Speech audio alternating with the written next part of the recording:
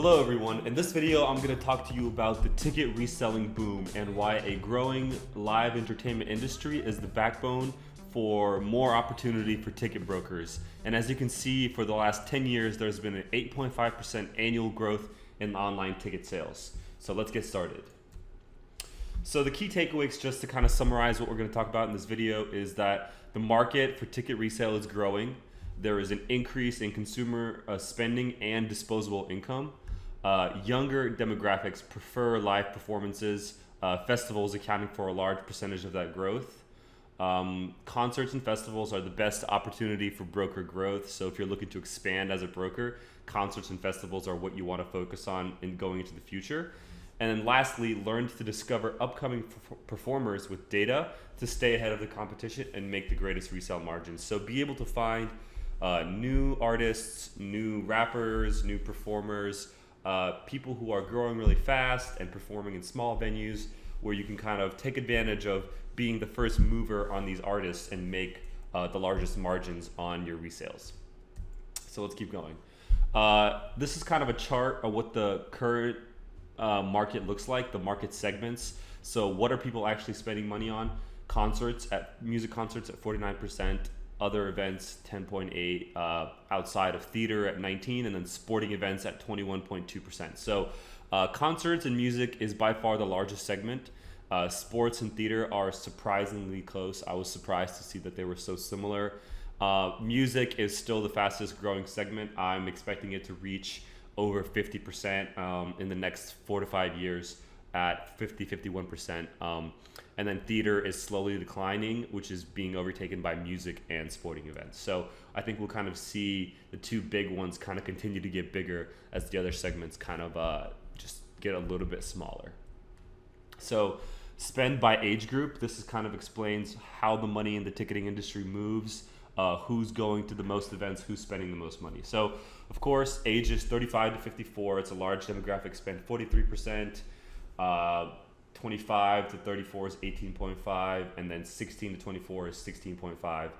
55 to 64 is 7.4, and then lastly, 65 and plus goes back up as people go into retirement. They're going to more games, more sporting shows, more concerts at 14.6%. So festivals is a rapidly growing segment with huge multi-day events and expensive passes. So that's why those younger demographics have such a big chunk, because their parents are spending the money, but they're actually buying it for their kids to go to these events because they prefer live performances disproportionately high compared to their older counterparts. So this is kind of how the breakdown of who spends the money in the industry.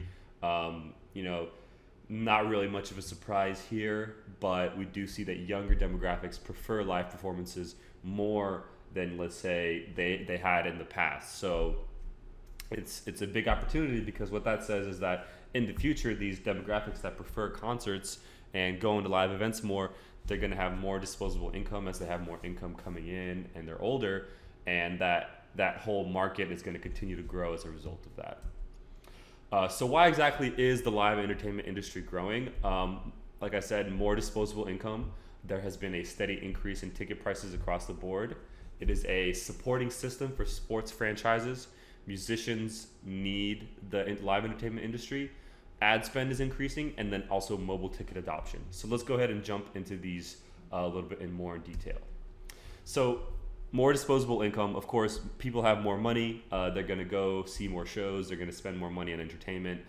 There's a 3.7% unemployment rate in the US as of July 2019, and disposable income is growing steadily. As you can see, it has grown about $500 just over the past year, which on a national scale is huge. That means more and more money is being spent on things that people want to do, such as going to see a show, going on vacation, etc., etc. That's one thing. In 2017, there was a 10% increase in consumer spending on entertainment. So it shows us that people are really interested in spending time on leisure, on having fun. Entertainment can be a lot of things, from more TV, more movies, a lot of different things, but it's also a part of the live entertainment industry. And since younger demographics prefer that, we see a trend that people are beginning to spend more and more on entertainment. And 2017 was a big year. I think 2018 was 7%, and then 2019 was also 7% increase. So it's increasing steadily over time, which is surprising because that is that's just one section that is growing faster than most other segments. And this is all according to the Bureau of Labor Statistics. So you can Google this and see how people are spending their money. Moving forward, the ticketing industry is the backbone of sports franchises. So ticket sales account for the majority of a sports franchise income or team's income at 33%. That's more than media deals, advertising, branding, all other income streams. Ticketing is actually still, there are some that are like 30%. I think marketing is 30%, but tickets account for 33%, which is a third, and the biggest single segment of income for these franchises is ticketing. So they want to definitely continue having, as many games, as many performances, as many shows, because it makes up such a big part of their income. Moving forward, musicians are also making less and less money from selling copies of their records. So in the past, an artist could sell, I sold 100,000 or a million CDs or records. But nowadays, everything is on Spotify or SoundCloud or free on YouTube. And all of these streaming platforms such as Spotify and SoundCloud do pay for you to have your music on their service. It pays, if it's $5 a month or $10 a month for Spotify, but you're still not making as much money as you would be if you're selling physical CDs at $15, $20, $30 a piece. So live performances are actually becoming a more and more important part of their income, especially for smaller DJs, smaller artists, smaller singers. They don't have that exposure and they're not making that much money online because all their music is now free. So live performances and touring is becoming more and more common because it's kind of going in that direction. And since so many people prefer live performances, it actually makes sense that these two kind of go hand in hand, and it creates a formula for just more ticket sales overall, which is good for ticket brokers, ticket resellers. An increase in ad spend is another reason why the ticketing industry is growing. Spotify, streaming platforms such as Spotify, Pandora, SoundCloud are now able to share your listening data, your listing data with artists and promoters. So they know like, hey, this person listens to my song on Spotify all the time. I'm going to their city based on their location data. Now I can send them a curated ad, just like this one right here. It says, hey, you listen to artists like this, or you listen to, Big Wild, and they're coming to a location near you. So it is really kind of informative and lets you know, like, it hits people exactly where they are. And it's like, hey, I'm coming to your town. Do you want to come see me? And this is much more likely to engage, listeners, engage people who are fans, and go view the show. So this alone is a major driving factor for increased live event viewership, just purely because of better targeting, more data on the people's location, on people's listening habits. All those things together kind of come together to create better ads and drive more ticket sales. Mobile ticket adoption. So this one's really kicked off mostly in 2015, but it's been a huge factor in the increase of concerts and event viewership, because people are easily able to purchase tickets on their phone and use their phone to go to the event. They don't have to print stuff. They can buy tickets last minute. Your friend's going and you're on the way to the show. Hey, I'll just buy a ticket real quick, and boom, you have it on your phone. There's no barrier there. It makes it so much more easier and makes last minute purchasing a lot more common and possible. Just one quick fact is that 30% of Ticketmaster's total tickets sold was via their app. So a lot of people are actually buying tickets through Ticketmaster on the app and then going to the show directly from there. So it's been, mobile ticketing adoption has been a big factor in the increase in total ticket sales online and just overall. So what exactly does this mean for the future of tickets? What this means is that there is continued growth. The industry is currently valued at about $10.4 billion, and the industry is expected to grow to $12.6 billion in 2024. So that's, $2.2 billion of growth in 2 years, which is huge for an already such a large industry.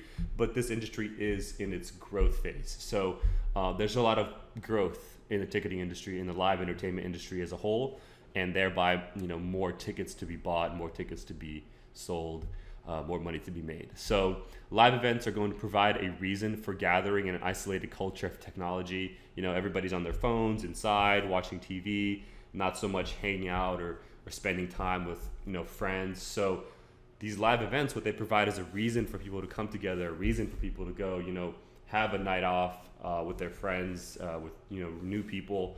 And that's kind of one of the reasons why younger demographics, I believe, prefer these events, is because they are more connected. There's more of a reason for people to come together, as it's sort of a culture that it's creating.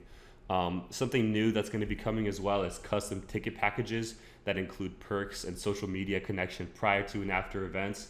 So let's say you buy a ticket to a Grizz event, so on, or any kind of event really. You buy a ticket before the event, you get added maybe to like a group, or you get access to a Facebook page where now you and all the other people who bought tickets are able to talk about the event, like, hey, I'm excited for the song, I hope he plays this.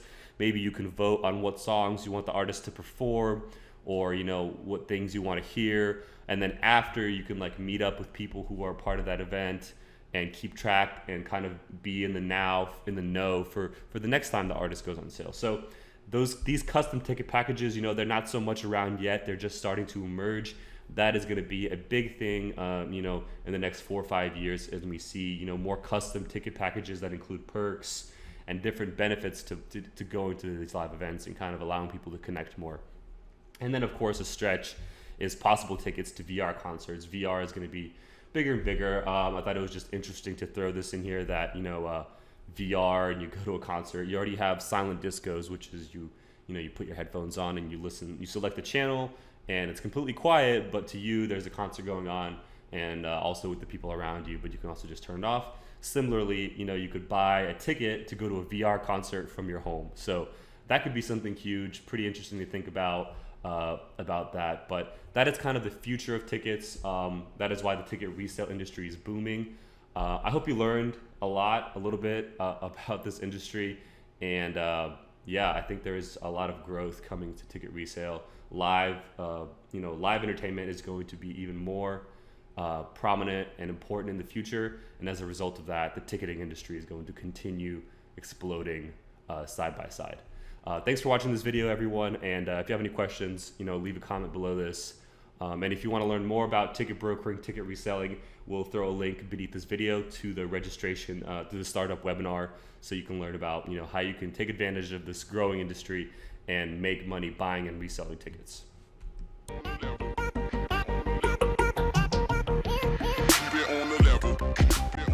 Thanks for watching this video, and if you have any questions, send us an email and we'll be more than happy to answer them for you.